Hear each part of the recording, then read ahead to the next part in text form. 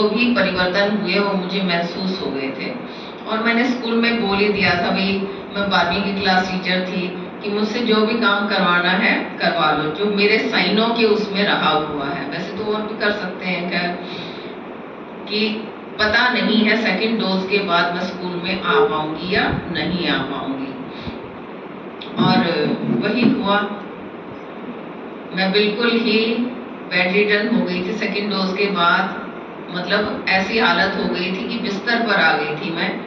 बच्चे ही उठा बिठा रहे थे, खाना खिला रहे थे, या वॉशरूम जाना है मुझे वहां ले जा रहे थे। मतलब मैं पूरी तरह से 100% दूसरों के अधीन हो चुकी थी।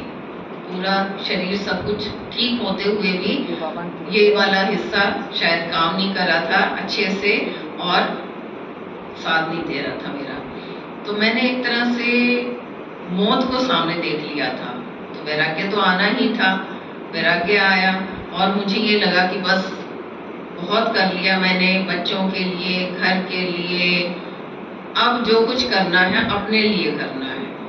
अपने लिए क्या करना है, अब वो थोड़ा थोड़ा ठीक होने लगी। तो और ठीक कैसे हुई थी, मैंने मतलब ऑनलाइन क्लास सुनी थी हमारी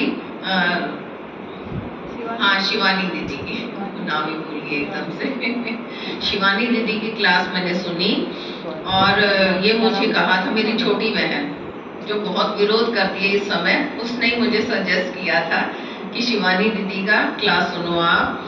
और उससे मेरी दिमागी हालत थोड़ा ठीक हुई। डिप्रेशन में आ गई थी मैं, डिप्रेशन में ऐसे आ गई थी कि क्या हो गया मेरे साथ ऐसा। अच्छी भली मतलब मैं नौकरी भी कर रही, घर के काम भी कर रही, बच्चों का भी सब कुछ कर रही, और एकदम से ऐसी हालत हो गई मेरी, तो डिप्रेशन हो गया मुझे। जब डिप्रेशन मतलब शिवानी दीदी की क्लास सुनी तो थोड़ा सा संभल कर मेरा जीने की इच्छा हुई। और फिर आहिस्ता आहिस्ता मैंने मधुबन जाने के लिए संकल्प किया, क्योंकि उनकी क्लासेस में आता था मधुबन में ऐसा है, मधुबन में वैसा है। मैं कि जाके देखें ऐसी कौन सी जगह है जो हमें अब तक नहीं पता है उसके बारे में।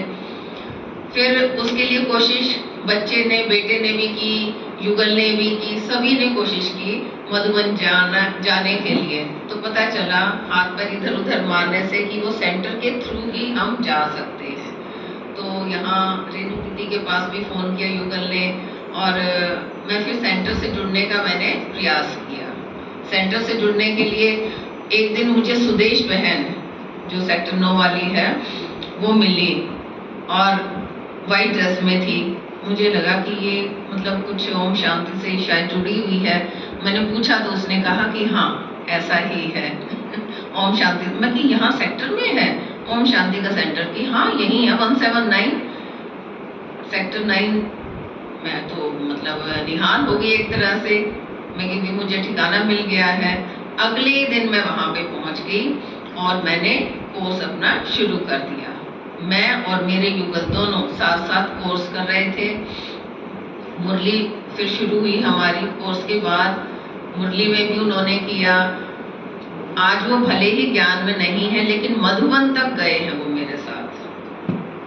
शुरू में मधुबन भी वो लेके गए, क्योंकि मेरी हालत ऐसी थी कि मतलब मैं अपने आप ना तो ज़्यादा चल पाती थी, ना ही कहीं इधर उधर गिर जाऊं। तो थोड़ा सा ध्यान रखने के लिए साथ में वो सेंटर पे भी आए, मधुबन भी चले और सारी चीज़ें उन्होंने की।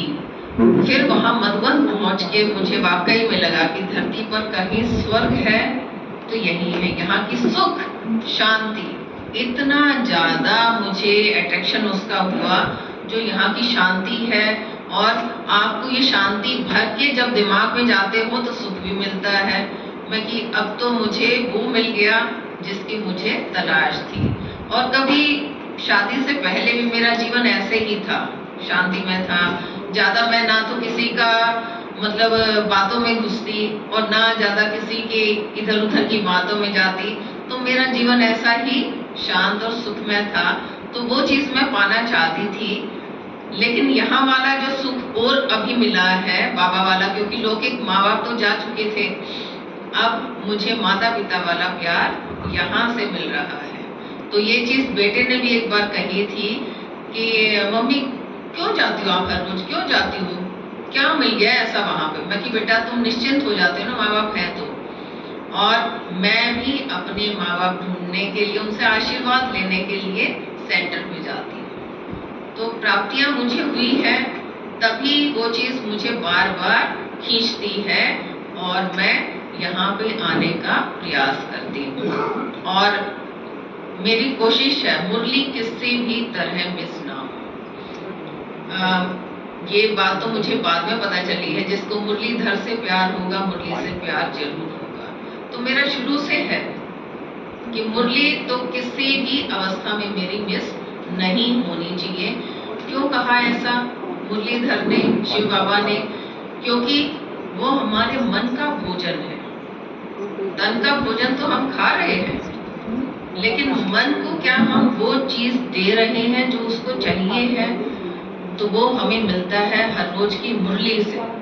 तो मेरा तो अनुभव ये है कि मुरली हमें किसी भी अवस्था में मिस नहीं करनी है। और मेरा आज 3 साल से ऊपर का अनुभव हो चुका है, मैं जहाँ तक कोशिश करती हूँ मुरली मिस नहीं करती।